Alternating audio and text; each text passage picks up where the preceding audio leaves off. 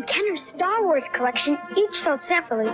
Large-sized Darth Vader with his lightsaber. In this series, Rare Star Wars, we'll look at rare Star Wars merchandise that was common release, not items that are rare because of a factory error, variations, or unreleased. In the 1970s, kids grew up with action figures close to the size of Barbie dolls. The huge success of the 12-inch G.I. Joe line in the 1960s and the continued success of the action figure lines from Miko, such as Planet of the Apes and Star Trek, the 7 to 12-inch scale action figure line was the market standard. Kenner was already having success with a 12-inch line of action figures based on the television show $6 Million Man. So when they jumped to a smaller scale of figures for the Star Wars line, it made logical sense to also have a large line of action figures in the market, giving kids a choice in 1978 to play with the 3.75 small action figures or the large Barbie doll size figures. Well, it was clear what kids wanted. As the 3.75 line became a massive success for Kenner, the large size figures, known by many collectors as the 12-inch line, was unable to succeed in the market.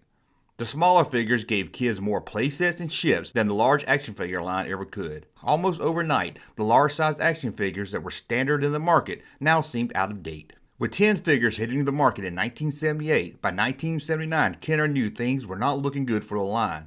But they were not ready to throw in the towel just yet. After all, a new Star Wars movie was coming up next year and could boost sales for the large size line. Kenner added Boba Fett to the line in 1979, a preview of a character coming up in next year's Empire Strikes Back, and planned to move all the already released figures in the large size line to the new Empire Strikes Back box for 1980, along with a new figure from the film. But as 1979 rolled on, Kenner was seeing more signs that the large size action figure line wasn't what kids or retailers wanted. Many of its major retailers refused to order any of the already released large size figures as they were already overstocked with the figures from 1978. Due to many retailers unwilling to carry the figure, the IG-88 became somewhat of a limited release, causing the figure to become extremely valuable and a hard figure to find to complete the set. He would also be the only new figure released in the Empire Strikes Back box. Boba Fett was released in the Empire Strikes Back also, but he was first released in a Star Wars logo box. Even with sales tanking for the large-size Kenner line, Kenner didn't hold back when he came to making IG-88. This impressive 15-inch tall bounty hunter droid came with 2 guns, a long rifle and a shorter rifle. Also across his chest would be a removable brown rubber bandolier strap, and that would hold 6 removable plastic orange grenades. As you can guess, finding the figure loose with the bandolier strap and all 6 grenades can be almost impossible. Finding a loose, complete figure can run you between $400 to $600, and a large-size IG-88 in the box will set you back about $5,000 to $6,000. If you're looking for those little orange grenades to complete your IG-88,